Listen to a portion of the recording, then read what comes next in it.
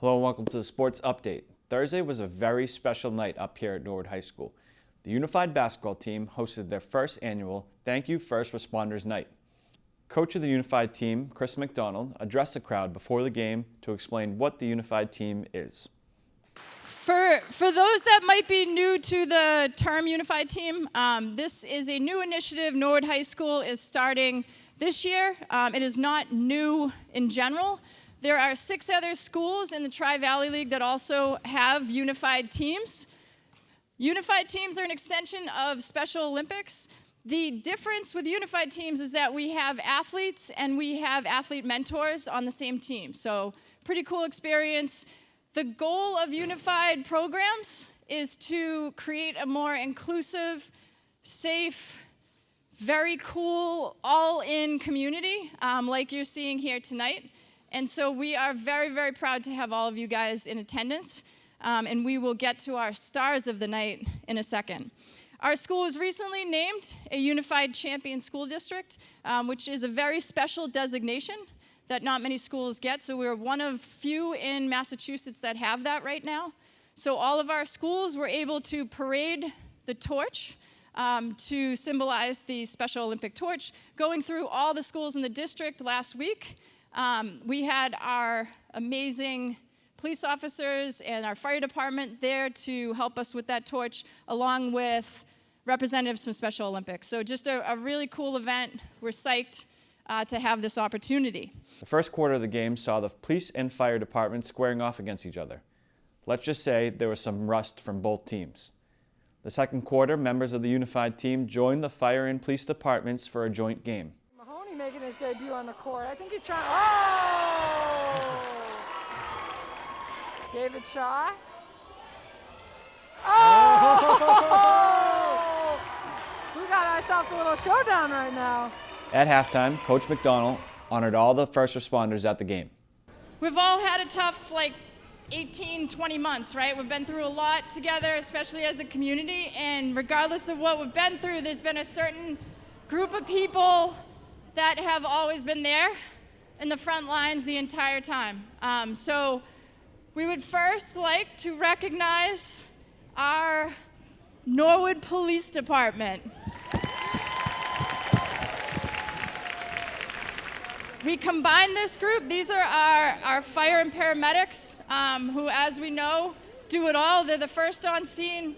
They have been tremendous for our community.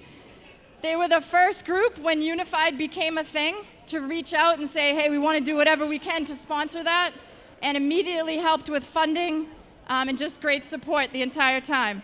So let's give a big round of applause to our Norwood Fire Department. We have 2 more groups.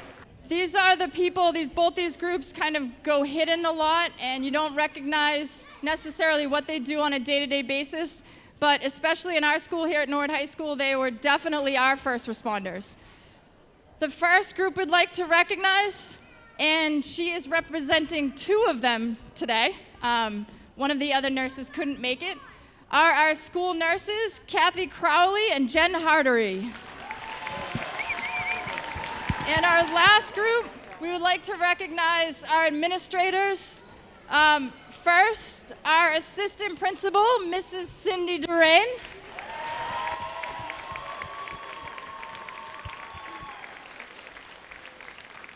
And because you can't have one without the other, they are a package deal to us, Dr. Hugh Galligan, our principal.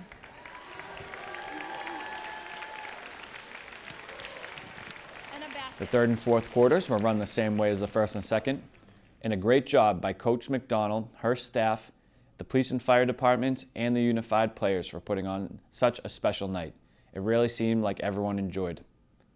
The remaining fall sports ended their regular seasons this week, with some still hoping to clinch a playoff berth. Let's take a quick recap of the scores, and I'll break down the current postseason projections. Football dropped a tough one in a Tri-Valley matchup of the year against Ashland. The Mustangs fell 29-20. Volleyball lost 2 this week, the first against Sharon 3-1, and then against Holliston 3-1. Boys soccer also dropped 2, the first a 3-0 loss against Medfield, and then a 6-0 loss against Holliston. Girls soccer dropped 2 close ones this week, a 1-0 loss to Medfield and a 1-0 loss to Holliston. And finally, field hockey beat Medfield 3-0 and tied Holliston 1-1. For those that don't know, this is the first time the MIA has changed the format on how teams are going to qualify for postseason. In years past, it went by win percentage, so a .500 record or better, with some exceptions, has gotten you into the postseason. This year, the MIA has shifted to a power rankings.